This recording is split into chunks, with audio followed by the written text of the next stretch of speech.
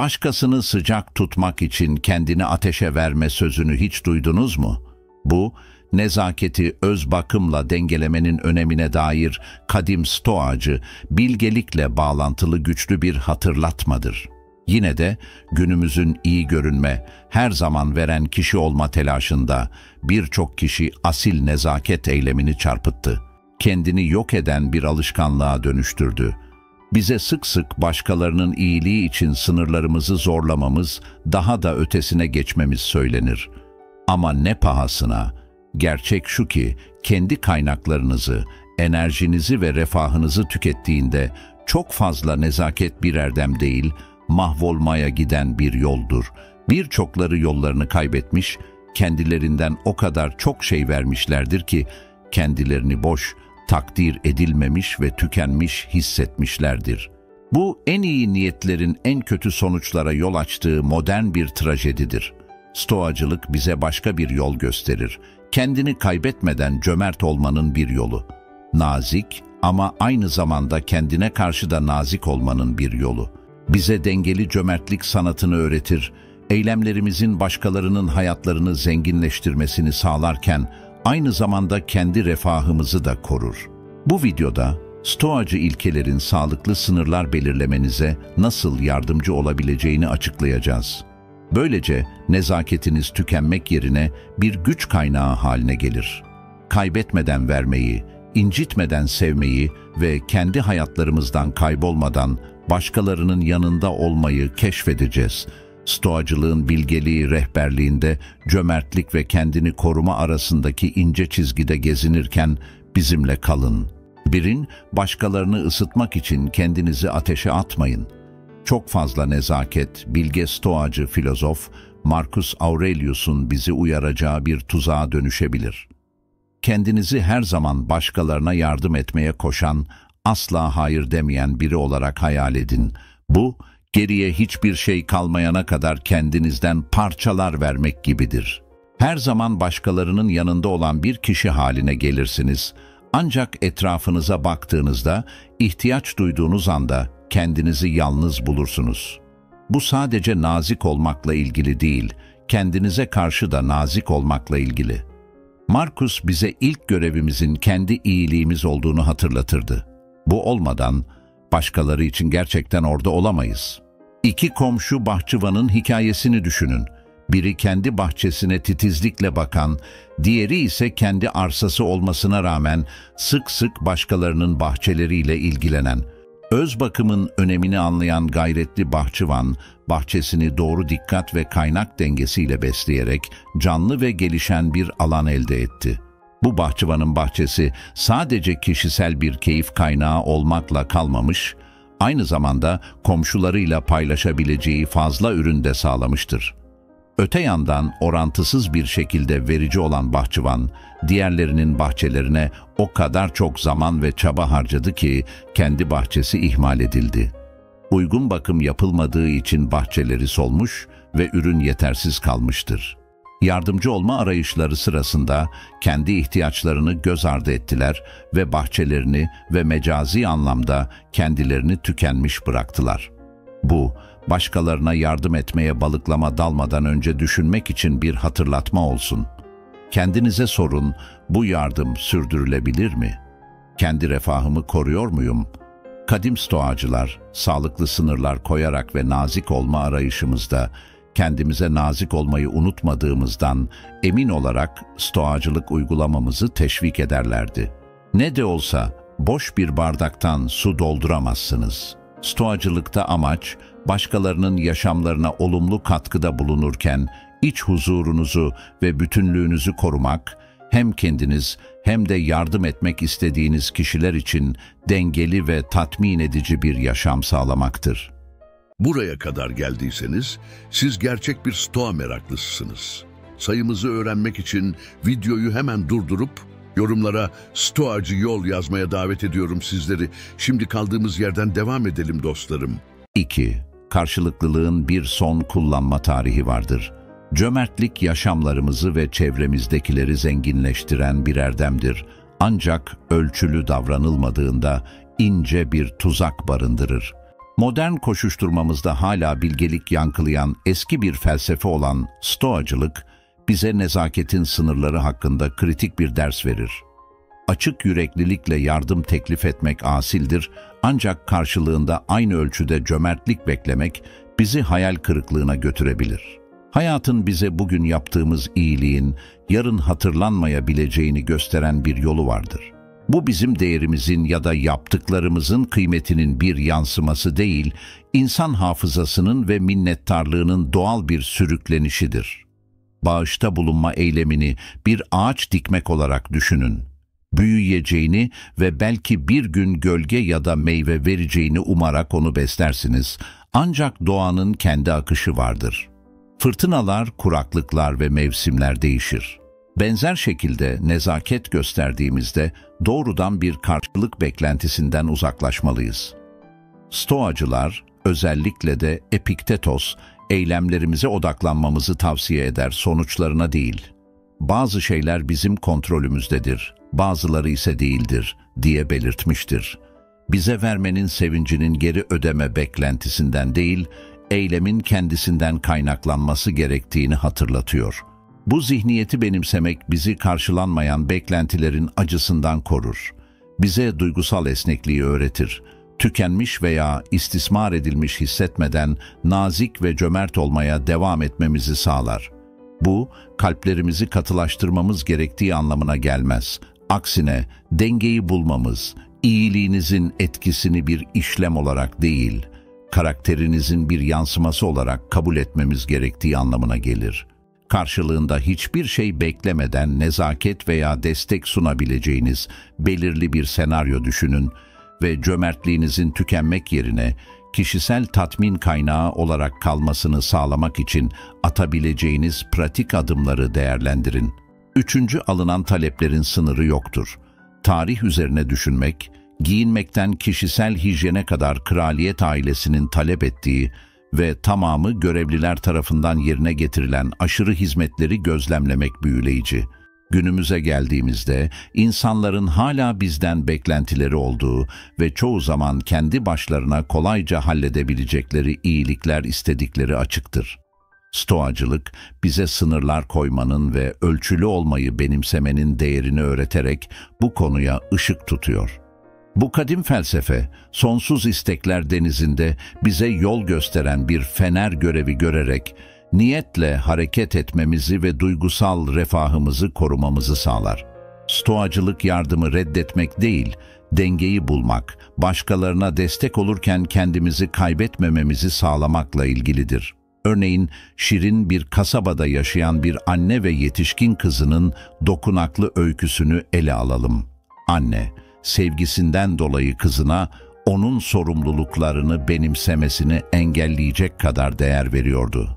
Bu dinamik, annenin zamansız ölümüne kadar devam etmiş, bu da şaşırtıcı bir şekilde kızın bağımsızlığını kazanmasına neden olmuştur. Bu hikaye çok önemli bir dersin altını çiziyor. Niyetimiz saf olsa da, aşırı destek istemeden de olsa, büyümeyi engelleyebilir. Stoacı İmparator Marcus Aurelius bu bilgeliği şu meditasyonunda özetlemiştir. Bir insanın işi dik durmaktır, başkaları tarafından dik tutulmak değil. Bu içgörü bizi kendine güveni teşvik etmeye ve ilgili herkese fayda sağlayan bir dengeyi teşvik etmeye çağırır. Seneca, insan ilişkilerine dair derin içgörüleriyle şu gözlemde bulunmuştur. Menfaati için seninle dost olmaya başlayan kişi, menfaati yüzünden dostluğunu da bırakacaktır. Bu, işlemsel etkileşimlerden ziyade gerçek bağlantılara dayalı ilişkileri beslemek için güçlü bir hatırlatma görevi görür. Gerçek dostluk ve destek ne sunabileceğimize değil, karşılıklı saygı ve anlayışa dayanmalıdır.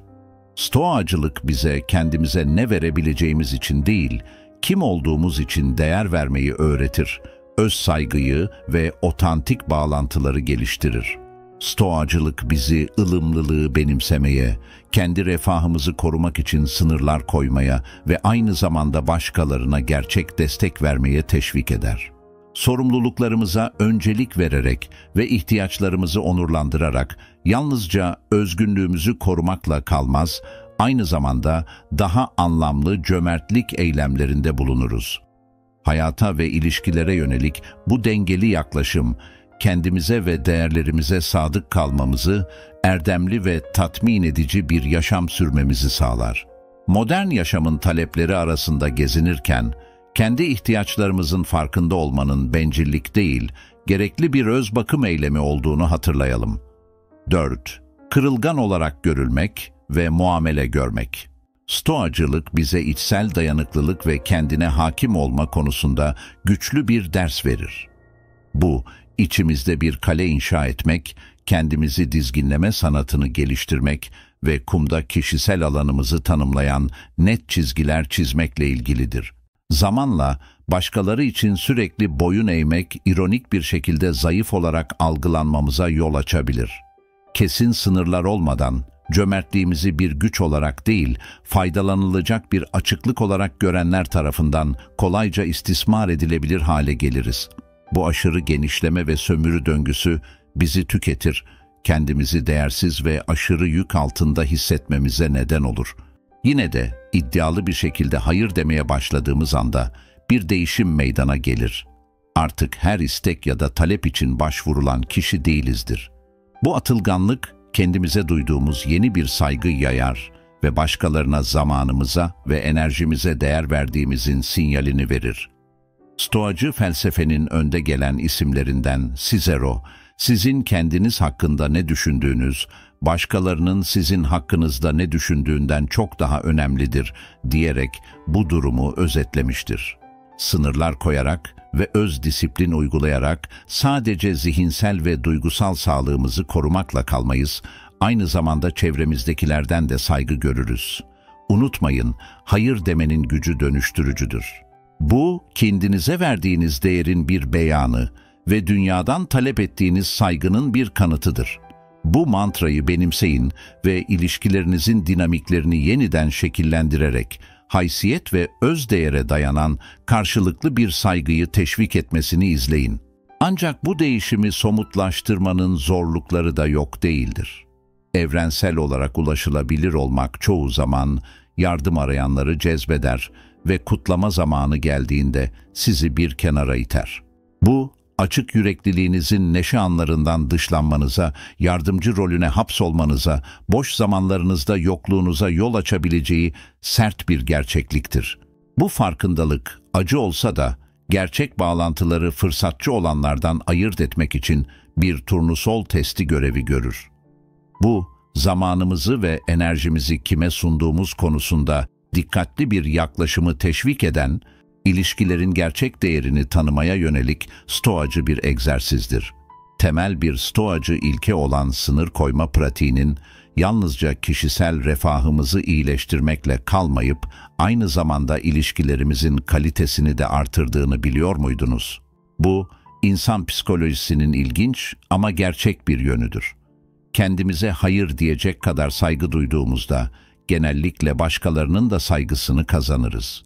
Bu paradoksal etki, kendimize duyduğumuz saygının dönüştürücü gücünü ve bağlantılarımızda ayırt edici olmanın önemini vurgular. Stoacı bilgeliği benimseyerek sadece kendimizi tükenmişlikten korumakla kalmaz. Aynı zamanda gerçekten zenginleştirici ve karşılıklı ilişkiler geliştiririz. Şu ana kadar değerli bir şey öğrendiyseniz, desteğinizi göstermek için bir başparmak bırakın. Şimdi, başkaları tarafından kullanılmaktan kaçınmak ve çok fazla nezaketin tehlikelerinden kaçınmak için stratejileri tartışalım. İlk strateji, hayır deme korkusunu ortadan kaldırmak. Hayır kelimesinin neden bu kadar ağır geldiğini derinlemesine düşünün ve bu ağırlığın izini, nezaketi kabulle eş tutan erken dönem derslerine kadar sürün. Yetişme yıllarımızda derinlemesine kök salan bu tür dersler, reddedilme korkusuyla birlikte gelir ve değerimizi sürekli uyum sağlamakla eşitleyen bir inanç sistemini şekillendirir. Yine de Stoacılık felsefesi bizi bu kökleşmiş kavramlara meydan okumaya ve onları incelemeye davet ederek, geçmiş koşullanmaların etkisiyle yönlendirilen bir yaşam yerine, bilinçli seçimlerin yapıldığı bir yaşamı savunur. Yetişkinler olarak etkileşimlerimizi yeniden tanımlama özelliğine sahibiz. Çocukken bize aşılanan korkuların artık geçerli olmadığını kabul ederek, stoacılık merceğinden duygularımızı analiz etmek için zihinsel araçlarla donatıldık. Ve bu da geçmiş alışkanlıkların kuklası olmak yerine hayatın taleplerine düşünceli bir şekilde yanıt vermemizi sağlıyor. Özellikle de talepler refahımıza ya da adalet duygumuza tecavüz ettiğinde hayır diyerek sınırlarımızı ortaya koymak sadece modası geçmiş korkulara karşı bir meydan okuma eylemi değil, aynı zamanda öz saygı ve özerklik konusunda derin bir egzersiz haline gelir. Ancak yeni keşfettiğimiz atılganlığımızı empati ve duygusal zeka ile dengelemek çok önemlidir. Stoacılık sadece kişisel çıkarları veya izolasyonu savunmaz. Aynı zamanda toplumumuza ve çevremizdekilerin yaşamlarına olumlu katkıda bulunmanın önemini vurgular. Bu felsefe bizi kendi refahımızdan ödün vermeden başkalarına yardım ve destek sunabileceğimiz bir orta yol bulmaya teşvik eder. İşte bu noktada duygusal zeka devreye girerek hem başkalarına faydalı olacak hem de bizim için sürdürülebilir olacak şekilde ne zaman ve nasıl yardım edeceğimizi ayırt etmemizi sağlar. Başkalarının gerçek ihtiyaçlarının farkına varırken aynı zamanda kendi sınırlarımızın da farkında olmak gerçek stoacı bilgeliğin bir kanıtıdır. İyilik eylemlerimizin yalnızca öz disiplin eylemleri değil, aynı zamanda karşılıklı saygı ve desteğin geliştiği bir toplumu teşvik eden şefkat ve anlayış eylemleri olmasını sağlar. İkinci strateji, duygularınıza dikkat edin. Stoacılığı benimsemek bizi iç gözlem ve farkındalığa yöneltir, düşüncelerimizi ve duygularımızı incelememize rehberlik ederek zihinsel dayanıklılığı artırır. Bu kadim bilgelik bizi iç huzurumuzun koruyucusu olmaya teşvik eder. Tepkilerimizi ve duygularımızı gözlemleyerek, özellikle de cömertlik eylemlerinde, bize başkalarına yardım etmenin gerçek tatmininin, bizi bulutların kaldırma kuvvetine benzer şekilde yükseltmesi gerektiğini öğretir. Tersine yorgunluk, kızgınlık veya sömürü duyguları yeniden ayarlama ihtiyacına işaret eder. Zorunlu olmasa da katkılarımızın huzurumuzu bozmaya başladığını fark etmek çok önemlidir. Bu rahatsızlığı kabul etmek kendini kandırmak değil, cesur bir öz bakım eylemidir ve yardımseverliğimizin ruhumuzu tüketmek yerine bir neşe kaynağı olarak kalmasını sağlar. Üçüncü strateji, kendinizi bir öncelik olarak görün. En belirsiz alanlarda bir üstad olmak, ancak kendi iyiliğimizi tamamen göz ardı etmek kolaydır. Disiplin ve öz saygının stoacı erdemlerini yankılayarak, kişisel bakım için zaman ayırmak tartışmaya açık değildir.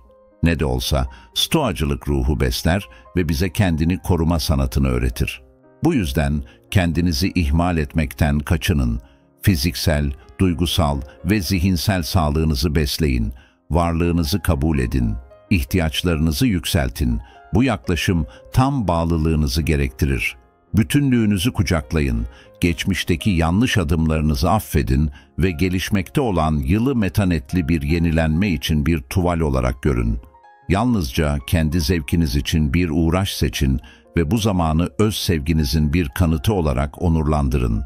Başkalarını reddederken suçluluk duymadan sınırlarınızı koruyun. Talepler sığınağınıza tecavüz ederse, kişisel canlanmanızın öncelikli olduğunun altını çizerek kısıtlamalarınız dahilinde yardım teklif edin. Dördüncü strateji, alanları belirleyin. Öz disiplin ve ayırt etme gibi metanetli erdemleri benimsemek, bizi zenginleştiren ilişkileri, ruhumuzu tüketenlerden ayırt etmemizi sağlar. İster ilgi, ister zaman, İsterse kaynaklar açısından olsun, sürekli olarak daha fazlasını talep eden bireylerle ilişki kurmak, biz besleyicilerin tükendiği, enerjilerimizin doyumsuzlar tarafından tüketildiği bir dinamiği yansıtır. Stoacılık bize içsel metanetin değerini öğretir ve değişimin yalnızca kişinin kendisi için açabileceği bir kapı olduğunu hatırlatır. Başkalarını salt iyi niyetle dönüştürebileceğimize inanmak bir yanılgıdır. Gerçek dönüşüm dış müdahalelerle değil, bireysel iradeyle ateşlenen kişisel bir yolculuktur. Bu felsefe soğukkanlılığı değil, ilişkilere dengeli bir yaklaşımı savunur. Bu, aşırı cömertliğin bizi çorak bırakabileceği, cimriliğin ise bizi yalnızlaştıracağı bir alma ve verme dansıdır. Stoacılık bizi nezaket ve cömertlik kapasitemizi kullanmaya teşvik eder, ancak aynı zamanda ayırt etme kılıcını kullanmamızı, refahımız için gerektiğinde bağları kesmemizi sağlar. Bu dengeyi bulmakla, nezaket eylemlerimizin kendi canlılığımız pahasına olmamasını sağlamakla ilgilidir. Unutmayın, en güçlü ilişkiler her iki tarafın da büyüdüğü ilişkilerdir. Birinin solup diğerinin çiçek açtığı değil. Stoacılık bizi bir denge kurmaya davet eder, eylemlerimizi ve bunların etkilerini dikkatle değerlendirmeye zorlar. Cömertliğimizde dengeyi korumanın önemini vurgular ve kaynaklarımızı birincil hedefimiz olan tatmin edici bir yaşam sürmeye zarar verecek şekilde tüketmememiz için bizi teşvik eder. Buna karşılık bağışlarımızda aşırı temkinli olmamamız konusunda uyarır, bunun yerine cömertliğimizi akıllıca kullanmamızı önerir.